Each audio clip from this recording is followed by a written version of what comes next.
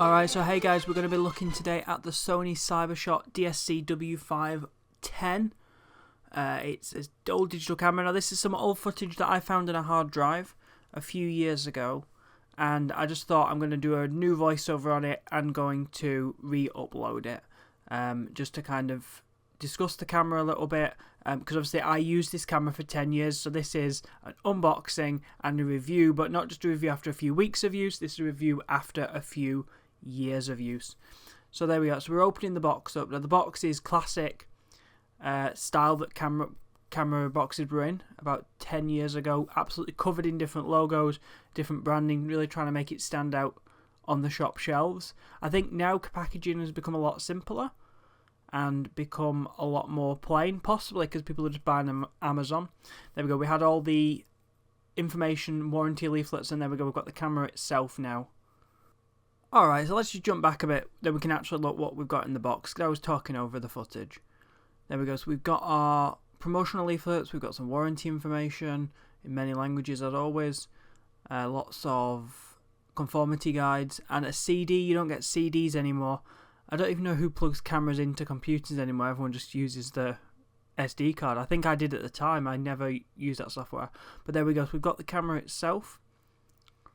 There we go, so we can have a look. It actually was a really good camera. It served me perfectly well. If I remember, it either didn't have a video mode or had a really low quality video mode. I don't remember ever using this camera for video. It had one of these batteries that you had to take out and put in an external charger. That always really annoyed me when you used to have to do that. But thankfully now almost everything you can just plug in and charge via USB. That's much better. My actual big DSLR camera, that still has this system. We have to take a battery out and charge it. It feels so old-fashioned to do it. It's so inconvenient. And of course you have to take the charger everywhere with you as well, and you can't easily charge the camera when you're out and about. This is the big advantage of having like USB nowadays. You can just plug your phone in, you can plug your USB camera in and just charge it up.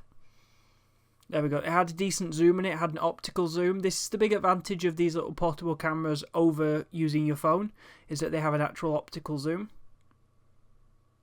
So I used this camera successfully for several years. I think this was my last little portable camera that I used right before I effectively just used my phone.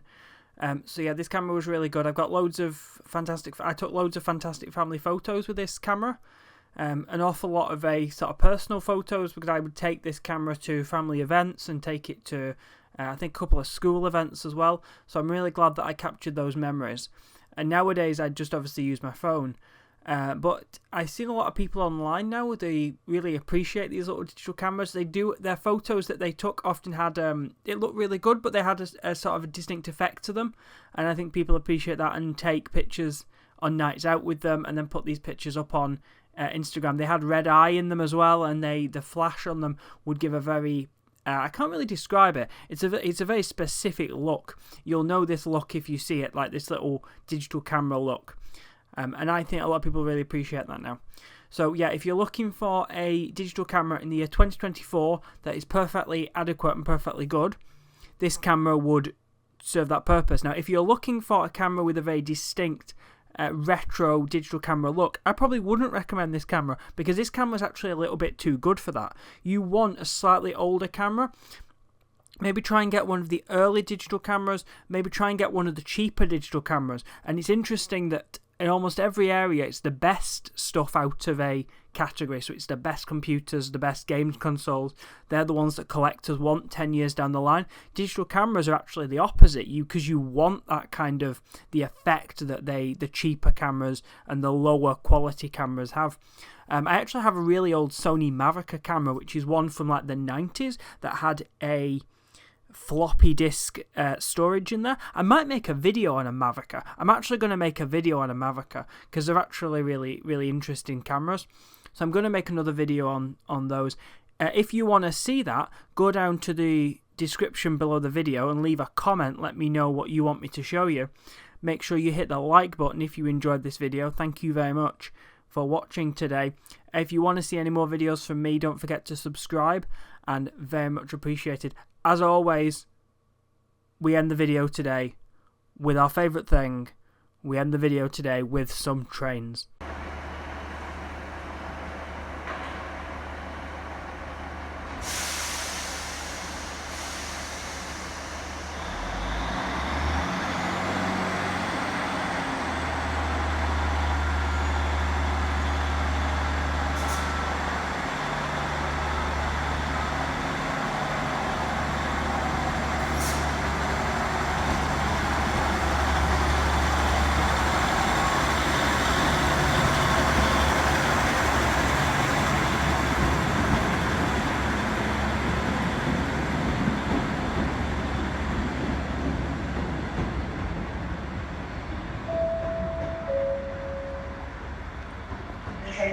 platform number 6.